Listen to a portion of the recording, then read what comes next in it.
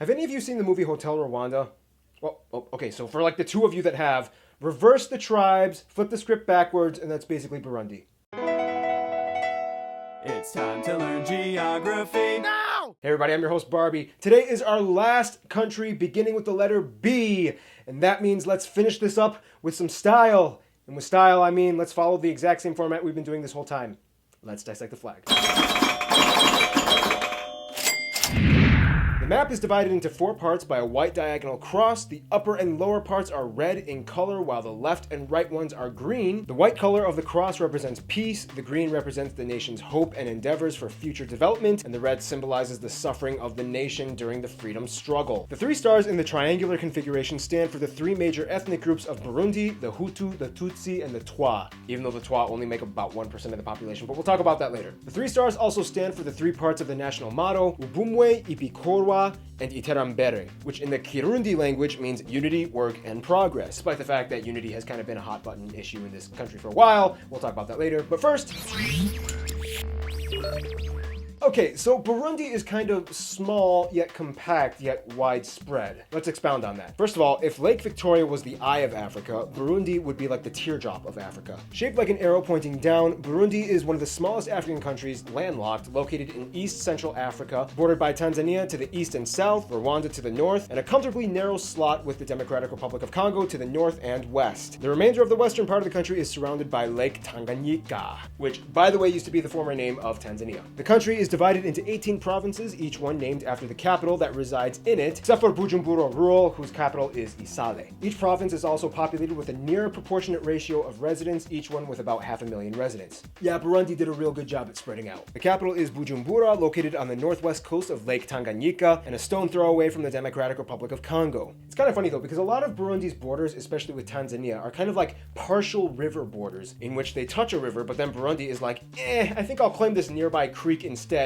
and then connect right back to the river again. Or maybe Tanzania is just kind of grabby. It's my river, mine! Otherwise, Burundi's borders are incredibly open to their neighbors, oftentimes unmarked and virtually invisible, as it straddles farm fields and unified towns and communities that really don't care about distinguishing their nationalistic separations. Now, because Burundi is so small and compact, they have a wide web of road networks that surge throughout every corner of the country, many of which Google Maps does a horrible job at tracing and documenting. This makes them unique in that in Burundi, pretty much all of the country is accessible and navigable by road. Burundi is pretty straightforward in its domain, small and compact. I mean, there are roughly 5 times more people in Burundi than Botswana, and yet the country is 23 times smaller area-wise. After Rwanda, Burundi is the second most densely packed land country in Africa. This means Burundi actually has a lot more potential for dispersed cultivation, and let's talk about that in... When thinking about Burundi, you kind of have to picture something like a factory. Every area is used for something, and the entire thing is moving all at once. First of all, the country lies on the East African Rift, which includes the Kagera River, the most remote headstream and speculated source of the Nile River. Yep, it all starts here. The land mostly in the west and north is hilly and mountainous, and as you go to the east, the area kind of drops into a plateau. The majority of the land is used for pasture and agricultural production. Due to the high population density and yet the widespread dispersion of the people, deforestation has actually been a major issue, as only about 600 square kilometers of natural untouched forest remains in the country. Alright, here's the thing. You know how in high school you had to learn the periodic table? Well, somewhere between the alkalis and the halogens, you came across that horrible mess of unrecalled metals consigned to oblivion. Well, Burundi has those elements. The country has quite a few known deposits of elements like vanadium, niobium, tantalum, and yes, even a little bit of molybdenum. Look, I try my best to pronounce location names, but when it comes to chemistry, I have no standards, people, okay? We don't have time to calculate the covalent bond electron sequences, okay? That is not my job. Look, I could go on with physical geography, but let's be honest, you pretty much know what I'm gonna say. Cash crops like coffee and tea are grown, 60% agriculture GDP, 90% subsistence farming dependent, yada yada yada. Let's just cut to the chase. The people of this country are really what define it, and let's talk about that. Okay, so here's where things are gonna get a little crazy, because Burundi has kind of been in a little bit of a pickle for a while now. The country has a little over 10 million people, making Burundi one of the most densely populated countries in Africa. The majority of the population, about 83%, are from the Hutu tribe, and about 16% are from the Tutsi tribe. Pay attention, because soon we're gonna explain how these two people groups, the Hutus and Tutsis, have greatly shaped and molded the political, social structure of this entire country, and not only that, but also areas around the region. Finally, you have a really small minority of people from the Twa tribe, whom are kind of regarded as the bush people and a couple thousand whites and Asians living in the country to round things up. Okay, so in order to understand how Burundi functions, you kind of have to know two things. One, who exactly are the Hutus and Tutsis? And two, you have to know a little bit of history. I'll try to break it down in the fastest way I can because if you're like me, you just want to get to the point. Hutus and Tutsis are basically indistinguishable from each other and came from the same people group. Many Burundians and Rwandans will tell you that the perpetuated stereotype is that Hutus are a little bit shorter and stockier with wider built bodies used for manual labor, while Tutsis are taller and leaner with svelte physiques used for adorning themselves with beautiful garbs of the high class. I don't want to say in the most extreme sense, think of Lord of the Rings, elves and dwarves, but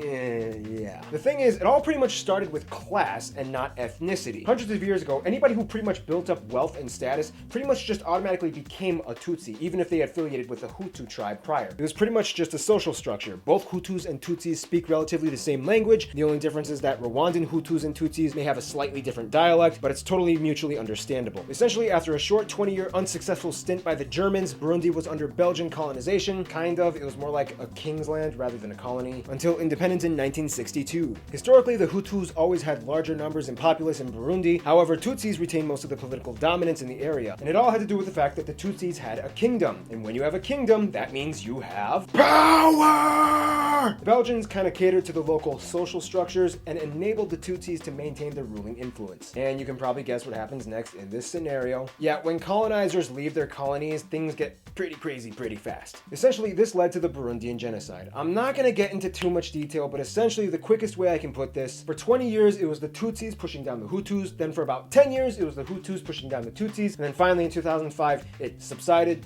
kind of, but then recently, yeah. Okay, let's move on. French and Kirundi are the official languages, however English and Swahili are widely taught. Most citizens are polyglots with trilingual or quadrilingual capabilities, learning all 4 languages in elementary and middle schools. Yeah, in Africa you gotta get them while they're young. Here's the thing, for the longest time Burundi used to have a monarchy, and today still kind of does, even though most of the royal house is in exile. I mean, Princess Esther Kamatari ran for president in 2005, but it didn't quite fall through. And then you have the Hutu president, Pierre Nkurunziza.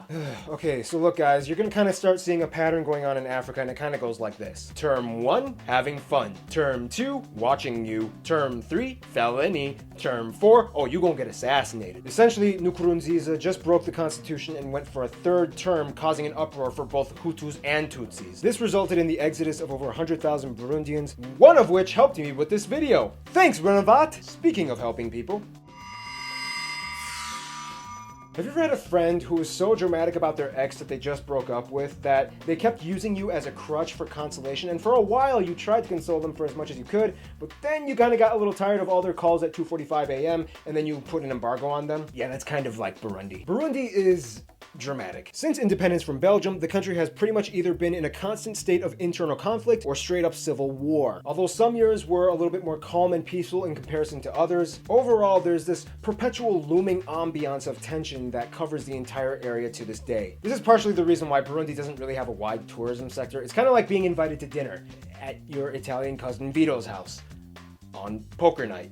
You know somebody's leaving in a body bag. And hey, I can say that because I'm part Italian, okay? And I'm pretty sure somewhere I have a cousin Vito. Burundi used to have pretty good relations with all of their neighbors, but after the whole civil war thing, hundreds of thousands of Burundians have fled the country all over the world, but most heavily in their immediate neighbors, and the most, over 300,000, in Tanzania. Now, if you don't know anything about Tanzania, Tanzania is kind of like the big, chill, happy-go-lucky uncle of Africa. They have over 120 tribes that they have more or less kind of successfully coalesced into a unified nation. That's kind of impressive. So when Burundians came over, Tanzania initially was like, yeah, no worries, we'll help. But then things got really messy. Burundian rebels used Tanzania and other states as bases for insurgent activities. Accusations were made. And finally, Tanzania, along with other countries, were like, look, Burundi, you gotta get some stuff sorted out. Until then, we're putting an embargo on you. Burundi was like, okay, fine, I will.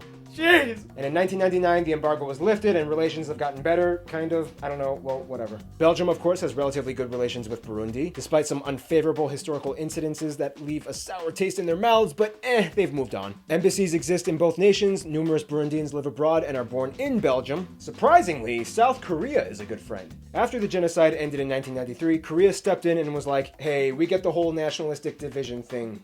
You want to hang out? And since then, they've developed good ties and relations. In terms of their best best friend, however, most Burundians would probably say Rwanda. Rwanda is pretty much like the conjoined twin of Burundi. They share so much culturally, linguistically, and diplomatically that it's often hard to tell the two apart. The only difference is that Rwanda is currently led under a predominant Tutsi government and Burundi under Hutu. But even then, it's basically just like you're going to your brother's house. After centuries of kingdoms, empires, wars, colonies, and drama, these two countries have always been with each other and more or less love each other. In conclusion, yes, Burundi does have some stuff they gotta sort out. However, it's not completely unredeemable, and hopefully they get back on track because that lakeshore looks like a pretty cool getaway. Finally! We're done with the bees! That took like a year!